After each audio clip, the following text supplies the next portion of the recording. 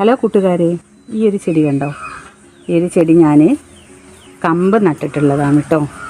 കേട്ടോ, ഇതിൻ്റെ പല കൂട്ടുകാരും ചോദിക്കുന്നതാണ്, അടീനിയത്തിൻ്റെ കമ്പ് നട്ടാൽ കോഡക്സ് ഉണ്ടാകുമെന്ന്. കണ്ടോ, ഒരു വർഷം കൊണ്ട് ഇതുപോലെ എനിക്ക് ഇതിൻ്റെ കോഡക്സ് നല്ല ഭംഗിയിൽ കണ്ടോ ആയി കിട്ടിയിട്ടുള്ളത്. അപ്പോൾ ഇതിനെ ഒന്നും കൂടെ ഒന്ന് ഭംഗിയാക്കാൻ ഇതിൻ്റെ ഈ വേരുകളൊക്കെ ഒന്ന് നമുക്ക് ഇത് വലിയൊരു പോട്ടിലേക്ക് ഞാൻ മാറ്റി നടാൻ വേണ്ടിയിട്ടാണ് കേട്ടോ ഇപ്പോൾ എടുത്തിട്ടുള്ളത്. അപ്പോൾ ഇതിൽ ഈ ചെറിയ പറ്റു വേരുകളൊക്കെ ഒന്ന് കട്ട് ചെയ്ത് മാറ്റാണ്. ഇതിൻ്റെ ഇവിടെ വന്നിരുന്ന ചെറിയ വേരുകളൊക്കെ കട്ട് ചെയ്ത് മാറ്റിയിട്ടുണ്ട് കേട്ടോ. ഇനി നമുക്കിത് ഇതൊരു നല്ലൊരു പോട്ടിലേക്ക് മാറ്റട്ടോ. ഇതൊന്നൊന്ന് മാറ്റി നട്ട് നോക്കാം.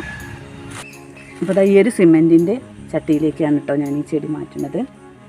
ഇവിടെ കുറച്ച് മണ്ണൊന്ന് മാറ്റും.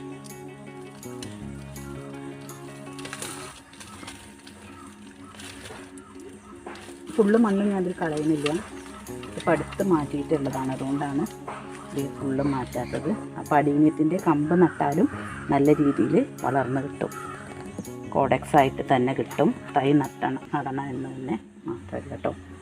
അതാ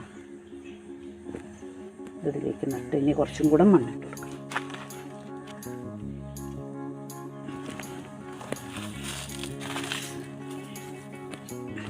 ഇതിൻ്റെ പോട്ടി മിക്സ് എന്ന് പറഞ്ഞാൽ വെള്ളം പെട്ടെന്ന് വാർന്നു പോകുന്ന രീതിയിലുള്ള പോട്ടി മിക്സ് ആയിരിക്കണം കേട്ടോ നമ്മൾ ഇതിന് ഉപയോഗിക്കേണ്ടത്.